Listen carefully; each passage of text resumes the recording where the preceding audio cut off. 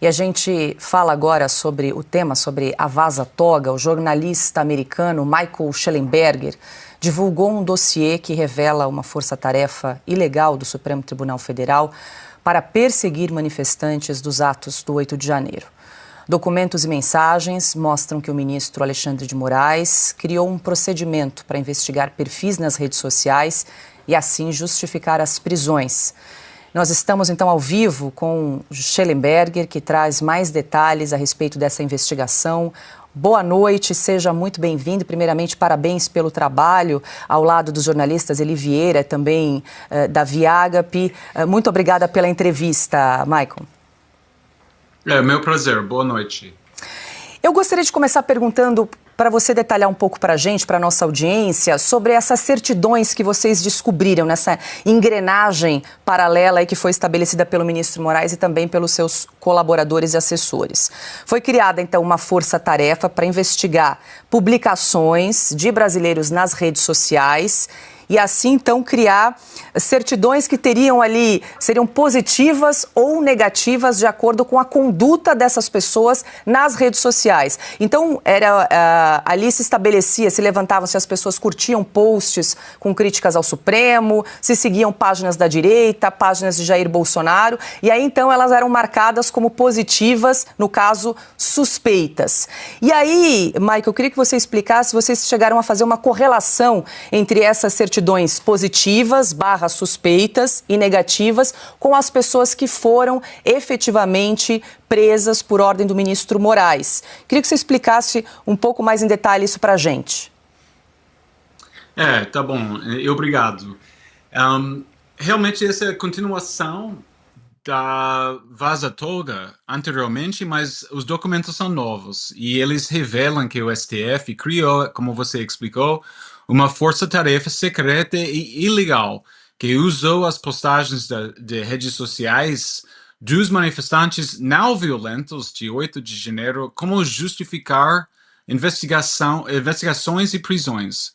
E os arquivos do 8 de janeiro, eles fornecem evidências do que o ministro Moraes processou excessivamente os manifestantes para inflar as alegações de atividade criminosa e legitimar a afirmação de Lula que o tumulto foi uma tentativa coordenada de golpe. Então aqui a gente acha que esses arquivos são o chave para entender o teatro que eles criaram no 8 de janeiro, para dar essa percepção. Porque é muito, como vocês sabem, é muito significativo, porque a acusação de golpe é a justificativa de Moraes para impedir Bolsonaro de falar com a imprensa e para exigir que ele permaneça em casa durante a maior parte do tempo. E então, isso aqui é incrível. Ontem era como tipo de confissão de Moraes, de culpa, que ele,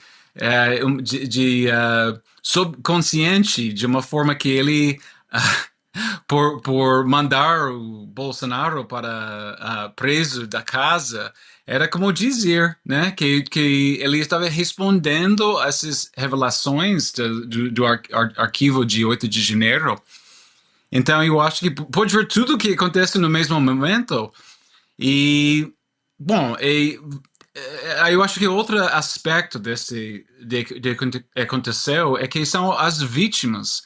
As vítimas eram coisas incríveis. Eu acho que o caso que me toca muito é a situação de uma mulher muito velha, uma avó, que se chama Vildete da Silva Guardia, uma aposentada de 74 anos que se tornou uma das vítimas mais simbólicas do abuso judicial, mesmo com a certidão corrigida, porque o que aconteceu é que ela foi erroneamente sinalizada como positiva.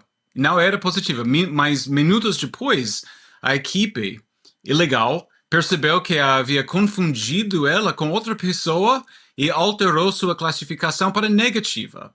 E mesmo com essa certidão corrigida, ela permaneceu na prisão e só foi libertada 21 dias depois devido a uma hemorragia intestinal grave, né? Ela era muito doente. Então, eu achei uma coisa incrível. Todo mundo, muita gente sabe essa expressão de Joseph Stalin. Ele disse: Mostre-me o homem e eu lhe mostrarei o crime. E o que quer dizer? Quer dizer que se o governo de Stalin, comunista de Rússia, se eles queriam prender uma pessoa, eles podiam só inventar uma causa. Não precisava de evidência, não precisava de um processo, só podia declarar uma pessoa criminal e pôr eles e prender eles. Eu achei a mesma coisa aconteceu aqui no Brasil. Agora, Moraes e o STF não funcionava com a lei. Eles funcionavam fora da lei e também numa situação de projeção psicológica. Eles estão acusando o Bolsonaro, os bolsonaristas, da coisa exata do que eles estão fazendo, que é um golpe do Estado. Schellenberger, vou incluir meus parceiros também nessa conversa. Augusto Nunes tem uma pergunta. Schellenberger, boa noite. Prazer falar com você. Eu pergunto para onde você vai encaminhar esse material que você colheu?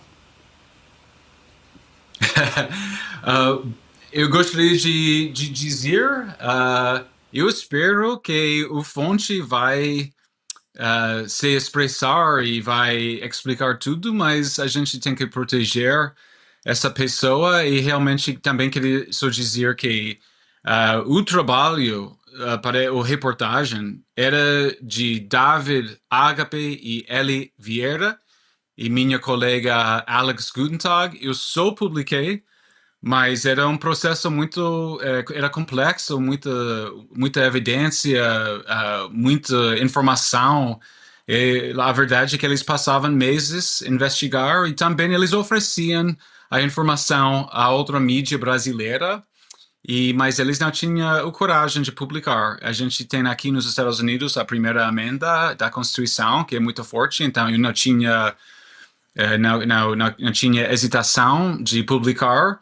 Mas eu queria publicar, mas a gente, obviamente, queríamos que os brasileiros publicassem primeiro, mas ninguém tinha coragem, e pode ver por quê.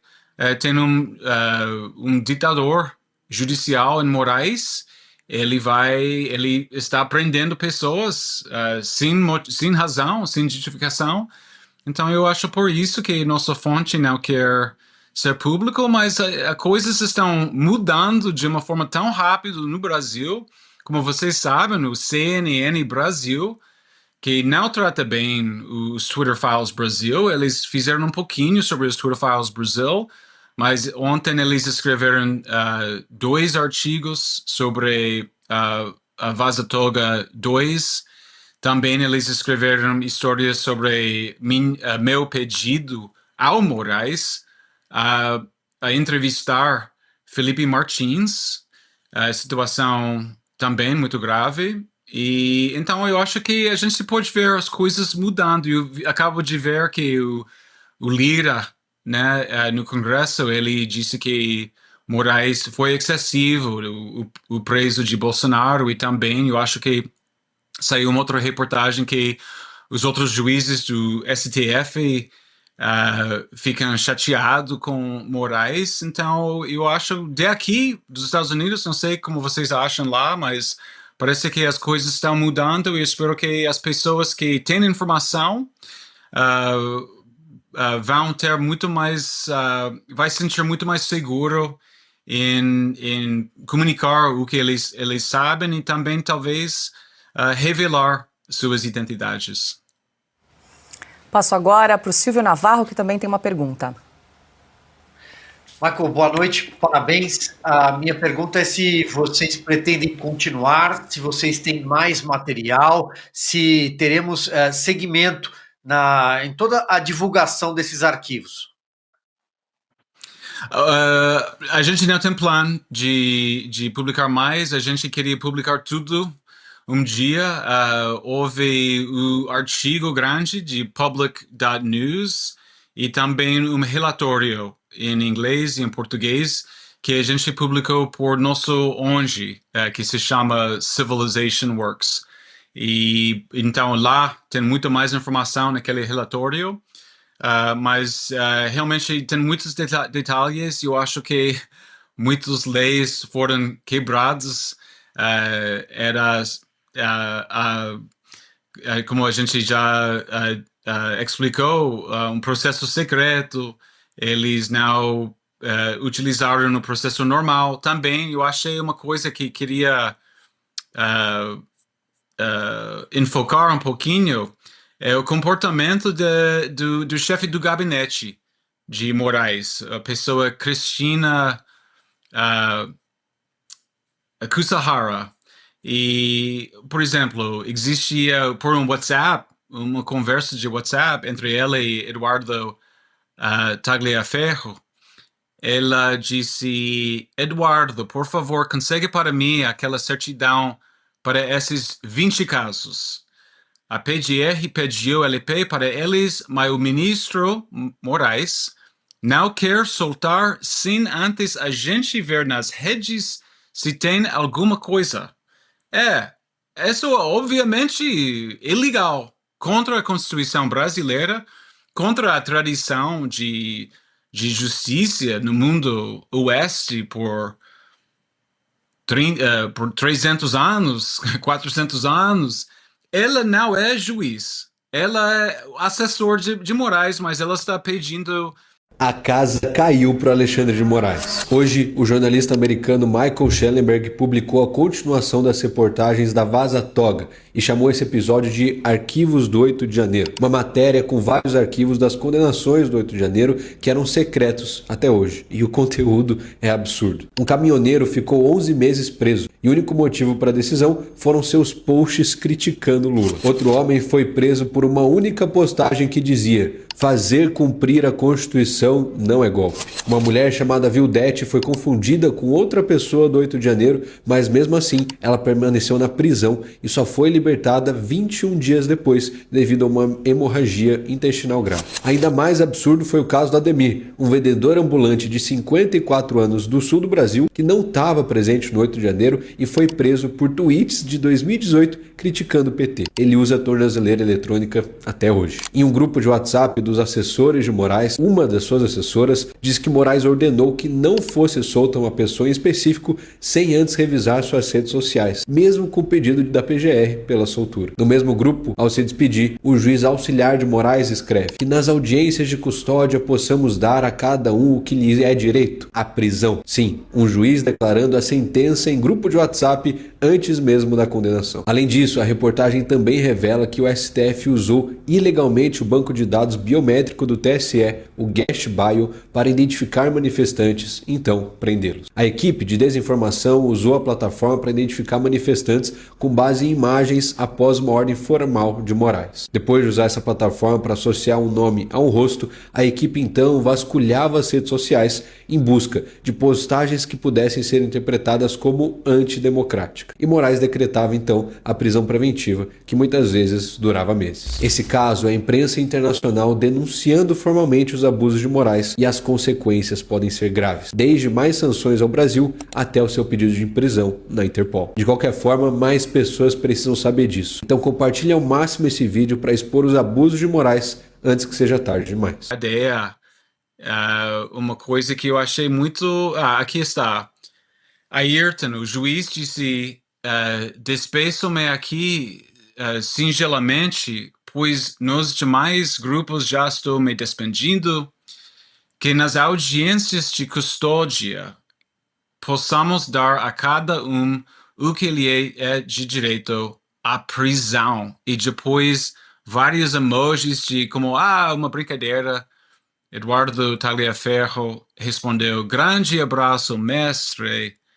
E Marco Aurélio disse: que valeu, Ayrton, abraço.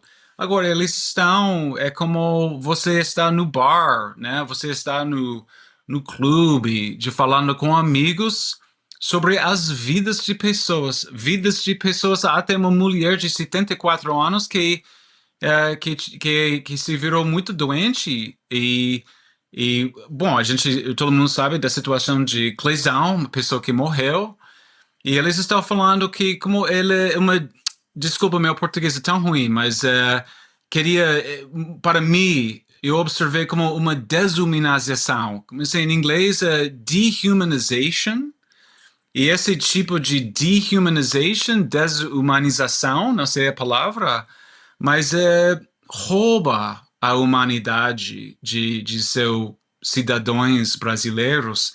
Uma coisa, quando isso acontece, você deve sentir chocado, eu acho. Por quê? Porque esse processo de roubar a humanidade de outras pessoas em seu país vem antes de perseguir eles. É uma maneira de virar uma pessoa humana, um ser humano, a um animal e para destruir a pessoa. Eu acho uma coisa muito sadística, tem um efeito no soul da pessoa, o alma da pessoa, que eu acho muito séria, né? E criar uma situação de violência, né? De perseguição. E eu senti muito triste quando eu li isso. Eu achei um momento muito triste para o Brasil, para ver o juiz expressar esse tipo de atitude.